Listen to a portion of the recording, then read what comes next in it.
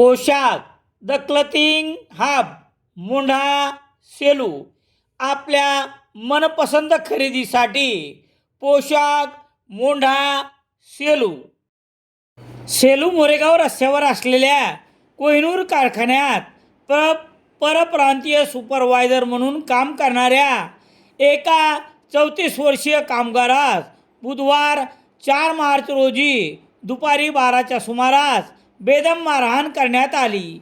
यामध्ये या कामगाराच्या नाक व तोंडास जबर मार लागल्यामुळे त्यास सेलू उपजिल्हा रुग्णालयात उपचारार्थ दाखल करण्यात आले होते।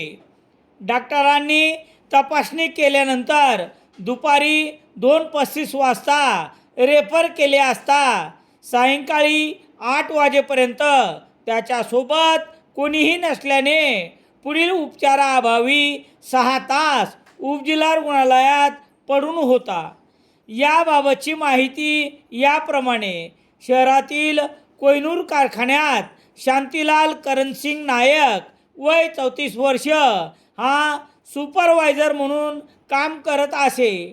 घटनेच्या दिवशी बुधवार 4 मार्च रोजी दुपारी 12च्या सुमारास त्यास काही जणांनी बेदम मारहाण केली।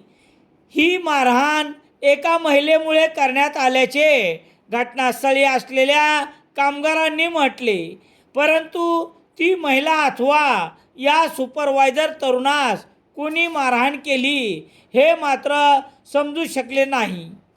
जखमी सुपरवायझर यास दुपारी सेलू उपजिल्हा रुग्णालयात दाखल करण्यात आले होते। डॉक्टरांनी उपचार केल्यानंतर त्यास पुढील उपचारार्थ दुपारी 2:35 वाजता रेफर करण्यात आले असले तरी त्याच्या मदतीसाठी कोणीही पुढे येत नसल्यामुळे पुढील उपचाराअभावी 6 तास उपजिल्हा रुग्णालयातच रात्री 8 वाजेपर्यंत हा तरुण पुढील उपचाराअभावी पडून होता। नेमका कोणत्या महिलेमुळे यास मारहाण करण्याची वेळ आली आणि कोणी मारले हे मात्र गुन्हा दाखल झाल्यानंतरच निष्पन्न होईल। परप्रांतीय कामगारावर अशा प्रकारची मार खाण्याची वेळ पहिल्यांदाच आली आहे। यानंतर त्यास साधे सहकार्य देखील मिळाले नाही। यामागील नेमके कारण मात्र समजू शकले नाही।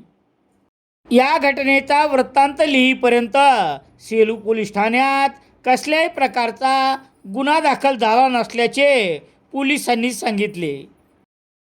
इंडियन एक्सप्रेस वृत्तसमूहाचे मराठी दैनिक लोकसत्ता सेलू शहरात मिळण्यासाठी Ram Sonone, Balaji newspaper agency, bus stand, Selu.